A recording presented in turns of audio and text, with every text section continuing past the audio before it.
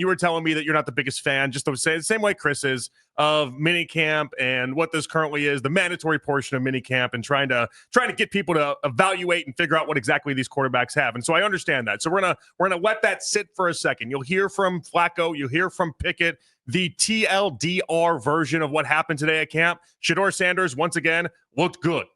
No other way to describe it. Dillon Gabriel made another step forward in a lot of people's eyes. Again, what can you really judge? Do I care about being a practice field All-American? Maybe not. I do think it's something to point out the idea that Dillon Gabriel does look like he's gotten progressively better, which matters. And Shedeur Sanders, every single time the media's in front of him, the man has not had a bad day yet. Right. And I think that it's the balance for me here is that you want these guys to look good. Mm-hmm. You don't want to overrate how much that matters. Like Shedeur Sanders looking good on what is today, June 10th? June 11th. Wow. Shedeur Sanders looking good on June 11th doesn't actually mean anything for the Browns winning football games. It doesn't mean anything for him potentially being the franchise quarterback at some point. You can say the same exact things about Dillon Gabriel. But what does matter is that they do look good, not because they look good, but because they don't look bad.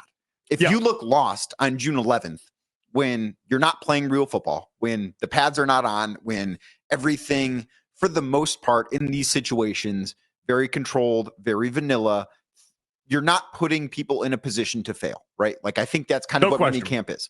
No question. So if you don't look good in that situation, that is a very bad sign. If you look good in that situation, I'm a little more hesitant to say, well, that's a good sign. I think it isn't a bad sign, which matters more to me. So something that I think is more interesting out of the whole entire discussion is what does this mean for the rest of the league within these quarterbacks, right? And then we'll get to the nitty-gritty of this quarterback race. Frank Schwab is joining us at 3:20. Albert Breer today at 5:20 as well. We got a loaded show for you guys, but there's been something that I just need to address head on because I'm getting a little tired of it. And I think part of the reason why it's happening is because Shedeur is having such a great camp. And every time you see these charted stats that actually don't mean anything, but everyone just talks about it as if he looks like the greatest quarterback in the world out there. And you can tell the trickle effect of that. And even within Dillon Gabriel, there's starting to be some of that as well. I listen to a lot of Detroit sports talk radio, just happenstance. It is what it is. And one of the guys in there, Mike Valeni, yesterday pointed out something within Shedeur Sanders in a conversation as he thought the Detroit Lions would be talking about, I don't know, pass rushers that could be traded. I don't know, call up a Bengals pass rusher that may or may not be on the market. Maybe a guy in Pittsburgh as well. No. They're having conversations about one of our quarterbacks. And here's Mike Valeni yesterday. The trade du jour has been the Lions trading for Shedeur Sanders. And as the Yin Yang twins famously once said, What? Are you serious? Dead serious. If you could do the experiment live, if you just typed in Lions trade rumor, So the trade basically centers on Hendon Hooker and a 5th-round pick for Shedeur. And not only do I not understand why the Lions would do it, but I don't understand why the Browns would do it. Now, if you say the Browns have a bunch of quarterbacks, you say that the Browns, Shedeur's a distraction or Dillon Gabriel beat him out, fine enough. But that's not my problem. You can find no fewer than 8 different websites that Mike Valeni was looking at that link up the Lions and Shedeur Sanders. It is everywhere between these two teams. And then you go a little bit further. It's like, well, what's going on with Dillon Gabriel? Oh, I got a new report today. Dillon Gabriel and the Miami Dolphins. Apparently, there's interest there from Miami. Now, that would obviously be the idea that the man is built like an Oompa Loompa, the same way that Tua Tagovailoa is. He's a left-handed quarterback. They want their backup quarterback to basically be the same thing that Tua is. In step Dillon Gabriel. That's why a lot of people linked up the two of them before the draft even got underway. But the point is that Dillon Gabriel's linked up in one spot. We got, again, no fewer than 8 different reputable websites out there that are linking up the Lions and Shedeur Sanders. And all of a sudden, we have some trade material here, Danny.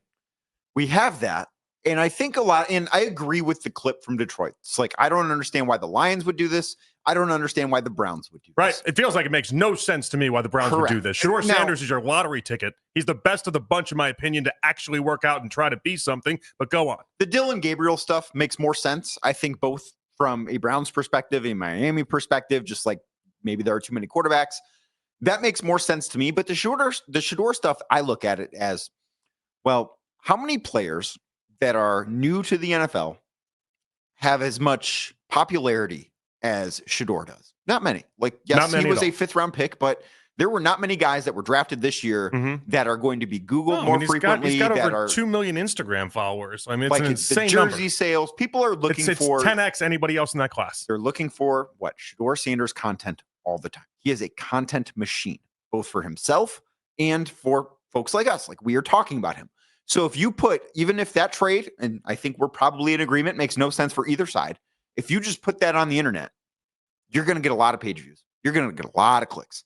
Not to say that the people writing these things aren't reputable journalists and people that don't do their jobs. But if they're doing this with Shedeur and they're doing this with Dillon Gabriel, and I can only take it off the idea that they're hearing all the reaction out of Browns camp that the two of these guys actually look relatively decent, and Shedeur in his own right, didn't just die out there on the field the way that some people thought that he would. That's why he slid to the 5th round. People didn't have much confidence in him, and he's playing and doing everything the right way as far as the media is concerned and all of these things. This isn't going to slow down. This is the warning I'm telling you guys right now. This is only going to gain steam, and maybe it is for what you're talking about. There's clicks attached to Shedeur Sanders, but there aren't clicks attached to Dillon Gabriel, and these rumors are out there with him too. So, I do think that this is coming, and at some point, I don't know if the Browns are going to have to choose between Joe Flacco and Kenny Pickett. That'd be the guess I would make, but maybe, just maybe, they get a better offer choosing between Shedeur Sanders and Dillon Gabriel. But I don't think I think if that is the case, and that very well could be the case a couple of months from now when they have to figure out their roster, I don't think that's going to be the case in June. I think it would be unwise to trade somebody out of this quarterback room right now. I don't know that they handled this offseason as far as bringing in 4 quarterbacks the right way, just because it does put you in a difficult position if they're all good. And, it leads to some tough calls at a certain point, but you don't have to make that decision right now. And that is part of the thing that doesn't make sense to me is if the Browns trade one of these quarterbacks, which I would bet will happen at some point. One of the rookie quarterbacks or one of the other? Or one of the veterans. Okay. But like of the 4, maybe you disagree with this. I can't see a world in which all 4 of those guys are on the active roster. Not week 1. One of them's going to get moved. My money was always on whichever one, Flacco or Pickett, didn't end up being the week 1 starter. But I don't know that Pickett's going to have the same value that any of these 2 rookie quarterbacks are going to have. Not when the whispers are already starting out about different teams. But that's not a move that needs to be made now. No, right? Like that's the thing here is that's a move that you make in late August. You make 2 weeks into camp and you realize, okay, Joe Flacco is going to be the starter here, or Kenny Pickett's going to be the starter here. And you say, Joe, Kenny's going to be the starter. We want to find a place for you to be able to go play. But it boils down to something interesting. Like, how willing are you to move one of the 2 rookies instead of one of the 2 veterans? 216-474 to below 92. Like in your opinion, how willing are you to just say, hey, we babysat Shedeur Sanders. He delivered everything we wanted and then some. He was a model citizen. Fans bought his jerseys and spades. People got excited for him. And, here's a 3rd-round pick from the Lions and Hendon Hooker. We can't turn that down.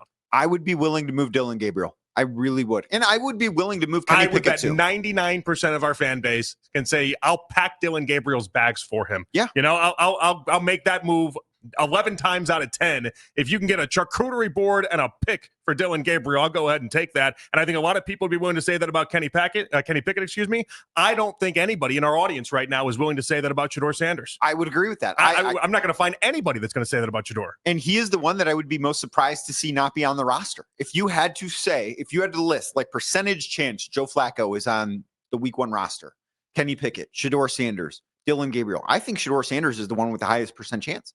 I mean, unless something drastically changes, and this gets back to what we've heard at OTAs, what we've heard at minicamp so far, just about how good he has looked. If that is true right now, that then I think gives the Browns enough incentive to say, we are going to see what we have here. Maybe it works out, maybe it doesn't. But the fact that he has looked this good this early, and again, this doesn't mean he's going to be the franchise quarterback. It doesn't mean anything for how he's actually going to turn out as an NFL player. But it does mean that the Browns should give him the chance to try and become that good NFL player that so many people prior to the draft a few months ago thought that he could be. Mac wanted me to make fun of myself for calling him Kenny Pickett. He is Kenny Pickett now moving forward because I'll pack his bags for him the same way I will with Dillon Gabriel now. That's the new move. I was going to say, can he pack it up? Pack it up. That's 90-day Deontay right there. Mac's in his wheelhouse. You get Nick a couple days away, and all of a sudden you start to see Mac shine in this. He just feels free. You can tell. See, he's got, get this man some electrolytes and a smoke. He's ready to go. I have filled in for you a number of times when you have been out and Nick has been in. I think I've seen Mac smile more in this first segment than I do any time when it's me and Nick. Absolutely beaming. I don't know if that says more about Nick or more about you.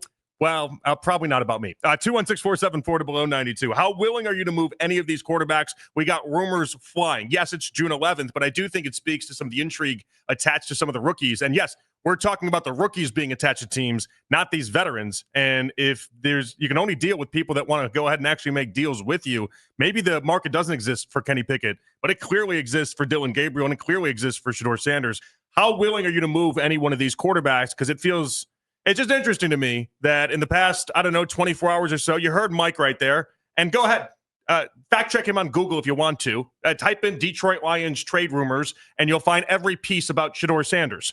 No less than 8 different websites have Shedeur Sanders trading with some fashion and some sort of idea with the Lions baked into it. When, by the way, they need help defensively. They need as many guys as they can get. They're worried about Shedeur Sanders right now, and they're trying to find a way to get him.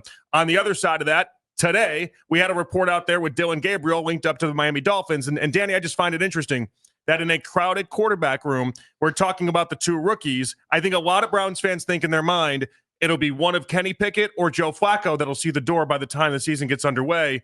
But what if there's no offers for Kenny Pickett or Joe Flacco? Well, right now, the only offers that seem to be coming in or would be coming in when this time comes is for these rookie quarterbacks. Right. And I think a lot of that is because you look at rookies and you look at, this is why we are a sports society that is obsessed with draft picks, right? We are obsessed about the unknown because it could be something really good. Dillon Gabriel, while I am not personally a believer in him as a quarterback, he's not somebody I look at and say that guy can lead my franchise to playoff wins. I don't see that in him. Right. Me neither. But you don't know.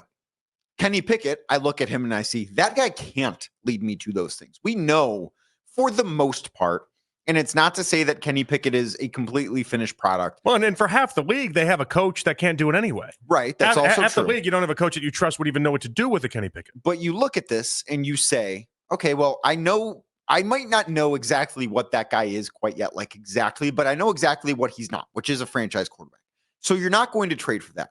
There might be somebody out there. Maybe it is, as we have suggested, the Miami Dolphins, who make a lot of sense, but just, that can be a nameless, faceless team right now.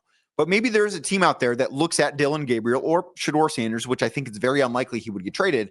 But you look at that and say, okay, well, they can talk themselves into him being a franchise quarterback. They can say, we can go win playoff games with that guy, or that guy fits our system so well, we can get the most out of him. We can get more out of him than what we would have to give up to get him. Now, the other question that I would pose here too is when you are having this discussion, and I wonder how important it is for the Browns because Kenny Pickett was acquired via a trade.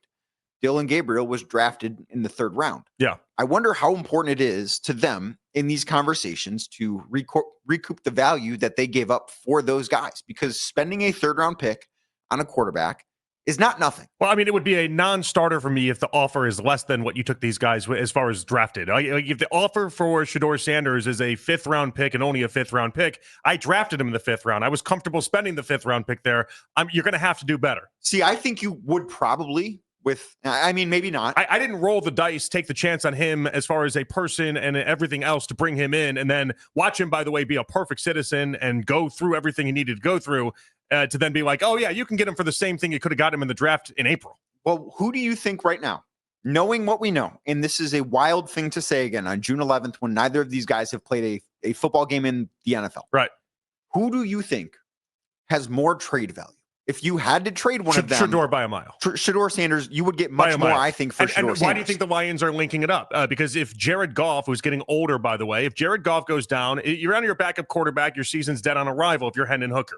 At least Shedeur Sanders can come in there, potentially put on the cape, and you have a chance. Hendon Hooker, you have no chance. That's not a starting quarterback. You have your season's up in smoke if that's your only option. Also, they could be looking at a succession plan with Shedeur Sanders. He is a pocket quarterback. He has a lot of the same traits that Jared Goff has already. You put him into the same offense, and then all of a sudden you're talking about the replacement for Jared Goff. You see how the connecting of the dots are actually happening here. Well, and a lot of this gets back to you bring up Hendon Hooker. We know what Hendon Hooker is not. He's not a starting quarterback in the NFL. Right. We don't know if Shedeur is. We don't know that he's not, but we don't know that he is. And I think that the appeal of what could be, I think a lot of us get wrapped up in it, right? Like, because Shedeur could be that franchise quarterback. I don't know. I don't know if he can. I don't know if he can't.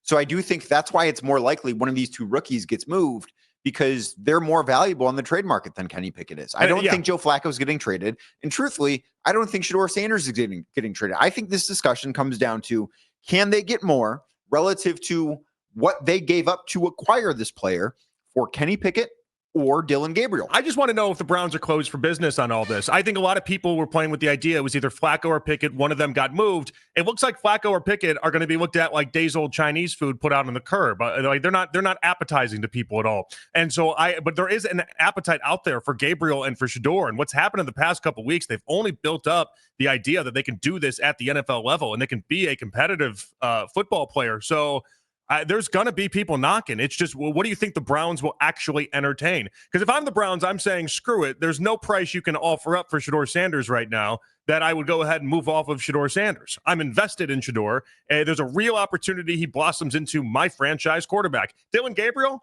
we can talk turkey. There's an offer out there that I can fall in love with when it comes to Dillon Gabriel that says, okay, now he's the odd man out. But I think so many people looked at it like it was one of the veterans and they were the move. Early returns suggest people around the league are thinking, no, it's one of the rookies that are going to have the actual value, and people are going to start to come up with these trade ideas.